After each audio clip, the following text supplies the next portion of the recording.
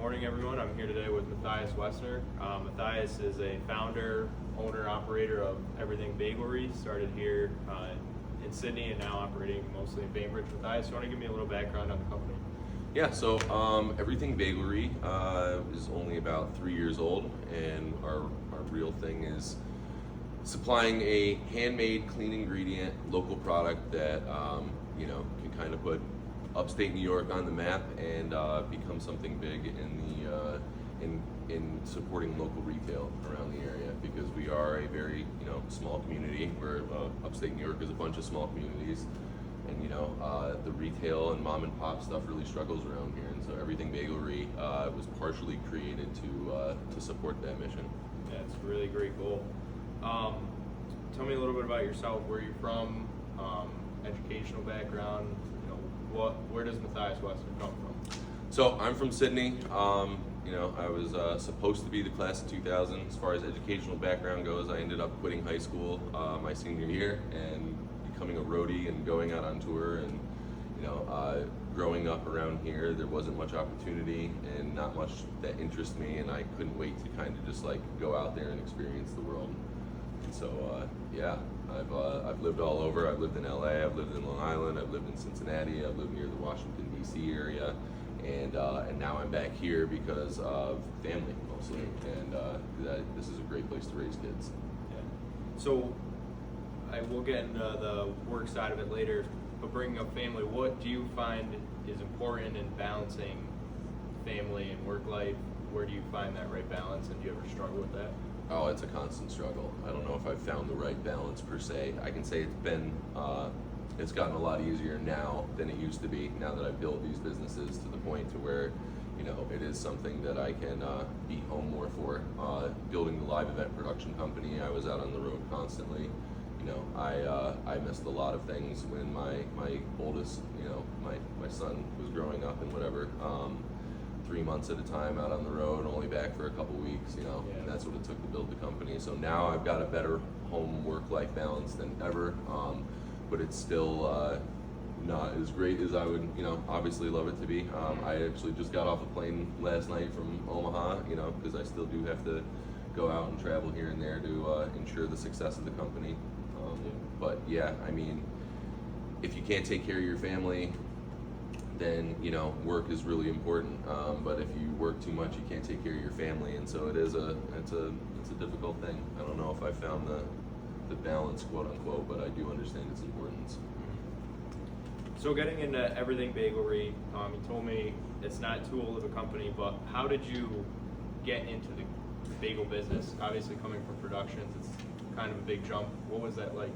So the pandemic happened, and I was out of work for 22, 24 months with incredible bills and responsibilities and other families to feed that worked for the production company. I took my whole team to Detroit in the most immediate aftermath of it, because we had an opportunity to renovate some houses in the historic Boston Edison district, and it was a quick way to make some money for everybody and so everybody's families could eat.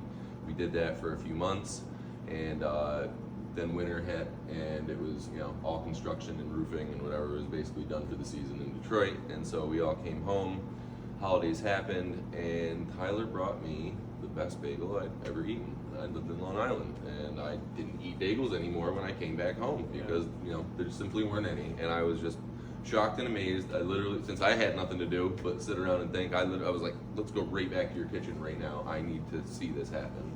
And we replicated the process, and then I immediately started taking some calculations of the ingredients and the measurements and the timing and started to put together a business plan. And that's what really started Everything Bagelry. Is I needed to do something. I was sitting around trying to, What aspects of the business do you think are important in ensuring and measuring long-term success?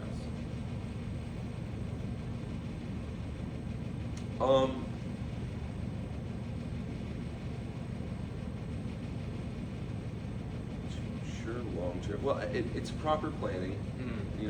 A lot of it is proper planning, but it's also being able to adapt and evolve. You can plan a pretty picnic, but when everything goes wrong, you also have to be able to completely, quickly change and be, and find solutions. And that's, it's one of my philosophies at all the companies that I run is that when a problem arises, we have a no blame first policy. I work in live event production. Efficiency is everything. Sometimes there can be $10,000 a minute being spent on set. And so yes, every extra minute that me as a producer is not having the project completed is another $10,000 that the financier is paying. Yeah. And there's only so many minutes that you are, 90% of the time, 1 minute over budget means you don't work again. You know, there is not like, you know, you're not getting leeway unless you're Steven Spielberg or whatever, right? So it is one of those things that like I always say that, you know, when a problem arises, we have to get right to a solution-based tactic. Nobody has time to blame each other. Like, that's not going to help anybody or solve anything. When you've got 5 minutes to fix something or whatever, you know, you just really have to just trust in everybody around you and be like, hey, you know, mistakes get made. It's what happens after the mistake that really defines you. And so, you know, I think that's one of the things that it will ensure long-term success with, you know, again, the proper planning, the team building, you know, the vision, and finding a way to tie all those things together. Great answer. You've talked about your past jobs a little bit before the bakery. Can you go more in depth, you know, with what you've done with productions and how you went from roadie right out of, you know, your senior year to then growing it and evolving into that? That was quite a ride. I started at the ground up. I was really young and hungry. A great story is when that first year in my career as a 17, 18-year-old, just out and on my own and going out on tour, I got to work with a guy that was an ex-Broadway star. His name was Rob Draper, and he was part of, like, you know, and when I mean star, I mean Bob Fosse used to call this guy direct to come be in his shows. He didn't even have to audition. Oh, wow. At one point in time, this man was the toast of New York. He's still on the original cast recordings of 42nd Street, chorus line, da-da-da-da-da-da-da. He looked at me and told me, listen, kid, there's only two ways you get something in this life. You can sit around and wait for someone to hand it to you, or you can step up and take it. And when I heard that and saw the, you know, the lights and the cameras and the action and the celebrities and the whatever of like the business I had just gotten in the ground floor of, I was like, I want to get to the top of this. And so I paid attention to what everyone else was doing. I stepped in when everyone else said that's not my job. I kept going when the dirt was kicked in my face, and I eventually, like, you know, got to the point where I created such a good name for myself in the business that now I'm on call everywhere, and you know, and I don't audition for anything, and I don't need to write a resume, and you know, I turn away more work than I can do a year. So it was a 25-year evolution. The other important lesson I learned from Rob Draper is to not be too cocky and to stay humble, because he did not. And he unfortunately ended up having to be an MC for Star Power and, you know, work at a much lower end of the entertainment touring spectrum during the final days of his career, because he was blackballed from the industry from all the people he stepped on during his climb up the ladder.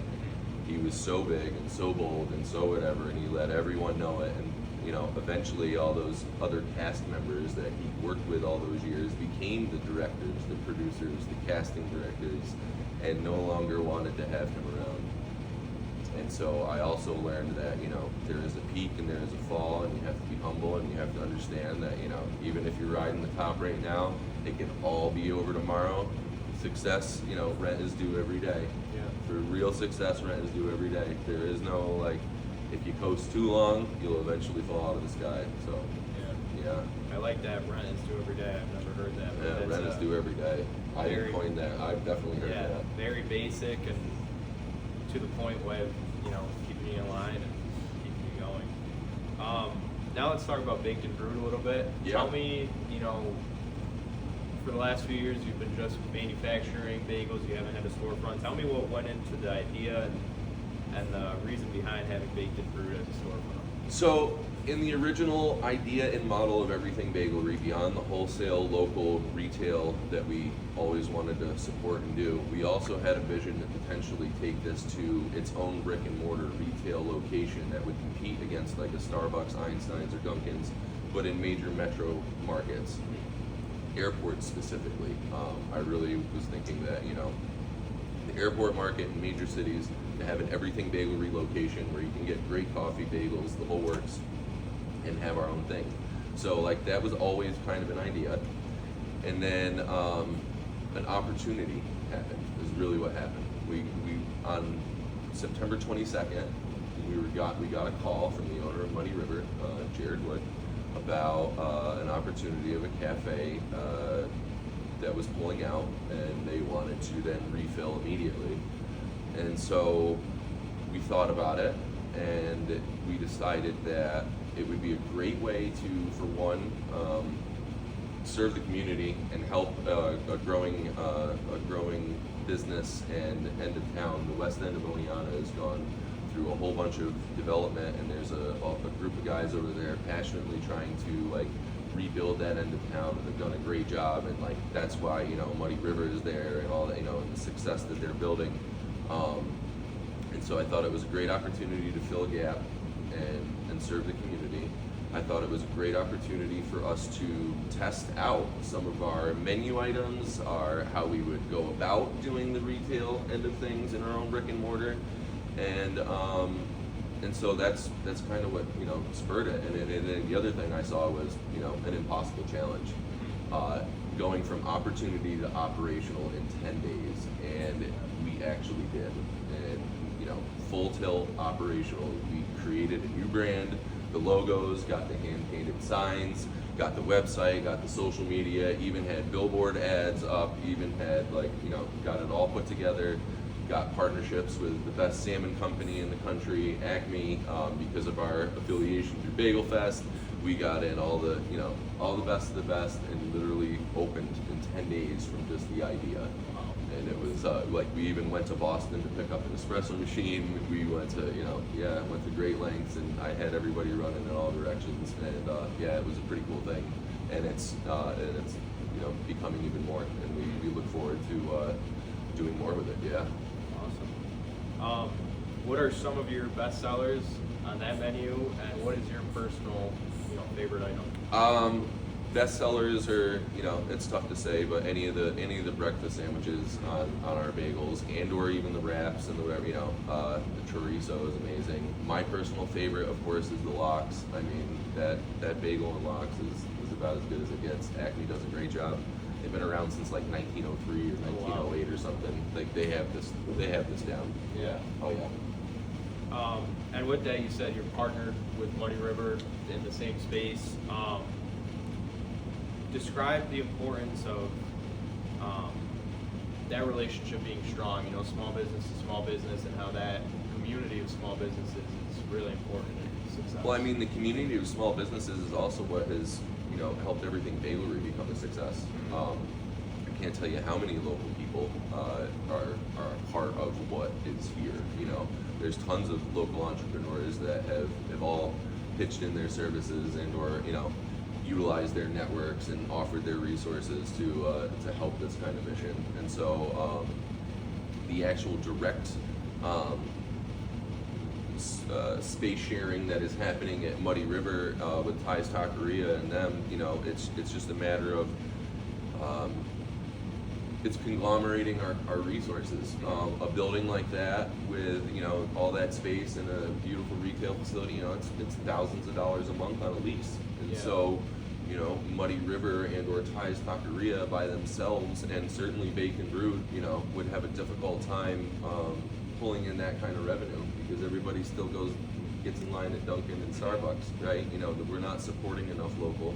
And so it is important for us to get together and pool our resources to be able to, you know, and that's basically the premise of why that exists the way it does. And it's a really cool relationship, and it's cool how we all work together, and it is important that we all like get on the same page and work together, because, you know, they come in right after us, so if we're leaving them a mess or whatever, and then we come right after them in the morning when they close, you know, and so they leave a mess, and vice versa. And so, I mean, working together and all that is really important, and pooling resources and all those things. That's the only way that we're going to compete against the big boys. And you guys also talk a lot about the pride in keeping a lot of ingredients local, not having to do anything too artificial. Can you tell us what kind of local ingredients go into every bagel? So we're partnered with the largest apiary in New York State, which is Q-Tix Honey Farm. So all of our wildflower honey comes from them, and I mean we're at this point buying it at like 600 pounds at a clip. Wow. It's like 10 60-pound pails at a time. We use local maple syrup and maple sugar for our French toast. And we use local distribution networks and to supply like the majority of our other ingredients, your eggs and flour and salt and that kind of thing. We have started talks and conversations with a mill in Trumansburg called Farmer Ground, and they specialize in supplying only New York organic wheat and milling it themselves. And our eventual goal is to get to that level. It's a volume thing that has to happen before they can take that risk with us to supply what we want, because their market is quite different than the flour that we would need. They do have the capability, they do have the capacity, and we are working out those details. Currently though, we use the most local, most reputable, easily large volume source supplied flour, which is King Arthur out of Vermont, and it's unbleached and unbrominated, and it's just, and it's about the closest local flour that you can get in such volume. Yeah. But hopefully this thing with Farmer Ground works out in the near future, and then we could be just about 95% all New York sourced, which would be amazing. Yeah. Yeah. What you talk a lot about small businesses being, local and community based. Describe the importance of consumers shopping locally and supporting those small businesses and doing it, not just, going once and it's economic velocity, okay? You create economic velocity when the $100 starts here, goes here, 10 of it goes there, but all in our pockets, because the more money all of these local businesses make, the more people that they're employing, the more tax dollars that get pooled into our local community, which is what allows us to do things like have nice roads, libraries, entertainment, and et cetera, et cetera. It is really important to put most of the money back here, because when you spend your money at Starbucks or Dunkin' or whatever, all that money is going somewhere else, because they're not buying any of their products local. They're not supplying anything that has anything to do with, and so therefore, like, the majority of the revenue that they're capturing leaves and is making nice parks and recreation in someone else's city. Yeah. That's exactly what's happening. That is how we can take back control of what it is that we all want to build, is just simply by spending a little bit more with our neighbors. And if we do that consistently, and we do that, over a long period of time, now, we'll have these big, thriving, independent, whatever, and then you'll have a more importantly, you'll have a very competitive and healthy market, because then products and services will depict, what is going to be successful and not. You know what I mean? As opposed to just you only have one option. Yeah. And we're quickly getting ourselves into a situation where we're soon only going to have one option, and it'll be Amazon or Walmart. Yeah. And if everybody doesn't think about that real quick and start doing something, yeah, you're paying less now, but your children are going to pay so much more. So much more. And we're paying so much more than our parents because of this very thing, this one simple very thing. Where we spend our almighty dollar is the only ballot that actually counts of a vote that you have in this country, unless you can afford to buy a politician. Which I don't know nowadays. So we'll get into closing now. Just kind of a general thing. What's one thing you live by, whether it be your personal life or business? What's one philosophy you always? To narrow it down to one thing I live by. I mean, really, I guess it's like that, I'm always going to bet on myself. I always want the ball. I'd rather lead than follow in 99.9% of situations. And you just can't give up. There's many times, I've been, at at least 3 different points with one stop that I could have easily just given up and failed and walked away, and most anybody that heard like what was going on or why I would have made that decision would have been like, oh yeah, totally understand, you know. But instead I persevered and kept with the consistency of that. Well, I'm gonna have to work a little harder. Yeah. You know, it doesn't fail until you refuse to get back up and get back going. No such thing as failure until you've done that. Yeah. Until you have done that and not gotten back up and not kept going, you have not failed. You just had a setback. And you just learned a lesson, hopefully. Yeah. Anything else you want to say about company? Give some plugs to social medias, locations. Follow us at Everything Bagelery and Baked and Brewed Cafe. Yeah, I mean. What's the address of Baked and Brewed there in Moynihan? We're at 107 Winnie Hill, right there in the West End Plaza, the old Ames Plaza, and it's in the Muddy River Brewery, and we're open 6 a.m. to 2 p.m. 7 days a week. We have our own coffee that's even roasted locally here in Binghamton, and yeah, it's a great place to grab a snack, meet some friends, and we look forward to serving you. So, Awesome science. Thank you very much. yeah.